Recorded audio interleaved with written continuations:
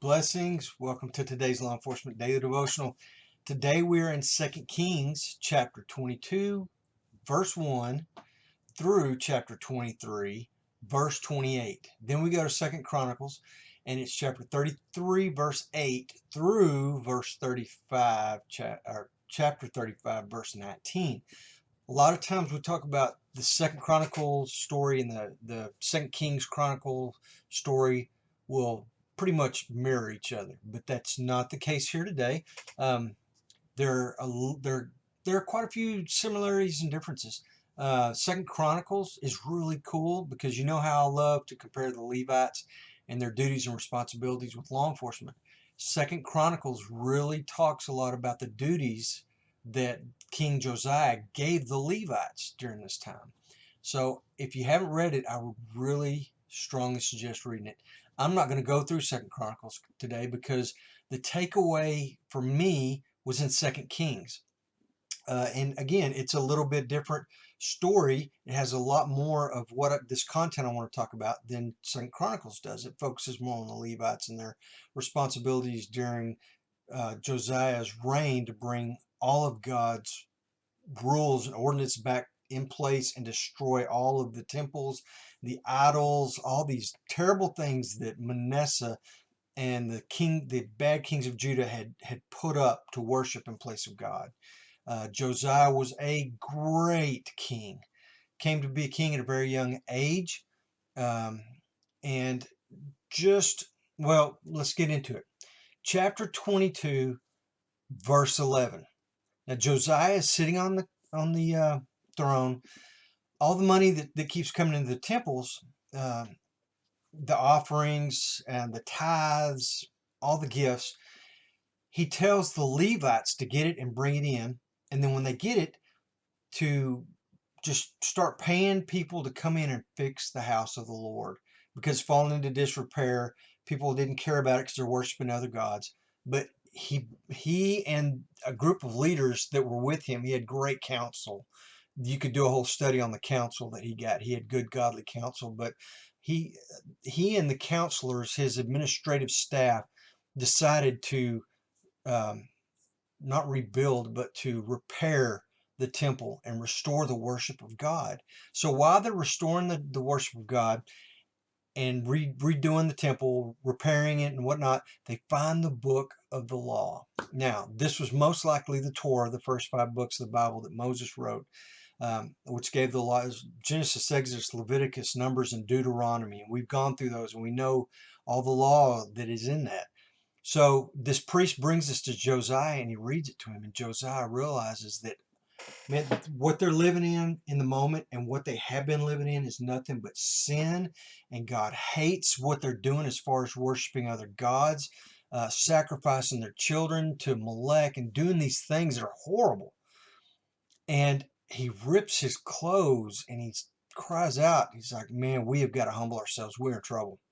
And it's almost like, they were living in it, but they didn't recognize it until somebody brought the law to them. It's like if you're driving down a road and there's no speed limit sign, so you're just doing like 75, 80 miles an hour, and all of a sudden you get stopped.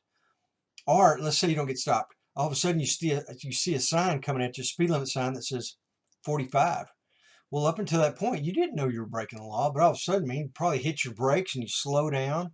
That's what they were on a highway that they didn't know the law. But all of a sudden, the law tends to shine light of truth into the area that you're in, and all of a sudden exposes these places of sin and darkness that you didn't know were there. That's what a light does. It shines light and it brings truth to an area and lets you know what's there. Well, they see it, they recognize their need for repentance. The priest, and that's where 2 Chronicles gets into. They bring in the Levites and Levites start taking care of all the work to get the temple prepared and to run out all these dirty, negative, evil, idol worship and things, and they destroy all of it. But again, King Josiah's read this and he knows that God's wrath is upon him, that they're fixed to endure God's wrath because of all the sin. And so he humbles himself and he prays. Uh, Verse 11, when the king heard the words of the book of the law, he tore his clothes. Again, he humbled himself, and we've mentioned this. We brought this up in several of these stories. Humility, I can't say enough about humility. If you want to fight spiritual warfare, be a humble person, because your flesh wants you to be prideful and selfish, and that's all the flesh pulls you towards. Humility pulls you the opposite direction. If you will be a humble person, you will start winning the spiritual battles, and you'll start seeing and recognizing the difference in your life. And we see that with King Josiah here.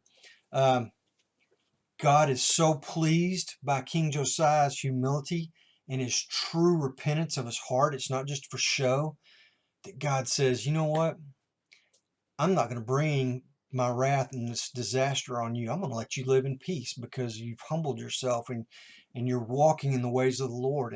And yeah, I'll bring it on Judah, but I'm going to do it later. You've pleased me. Who says God's not fair? Beautiful story of humility, and how the effects of humility allow us to win these battles, these spiritual battles. It allows our spirit to win and drives the flesh out. We'll never, ever be done with the battles. Will be with us as long as we're in this carton. We're going to fight these battles every day, but we want to win every day. We want the spirit to win every day and beat the flesh every single day, and humility is how you do it. Man, one thing, Chronicles 34:33, it says, throughout his lifetime, they did not turn from following the Lord, the God of their fathers. Josiah was a great king, and he even ended well. Great read.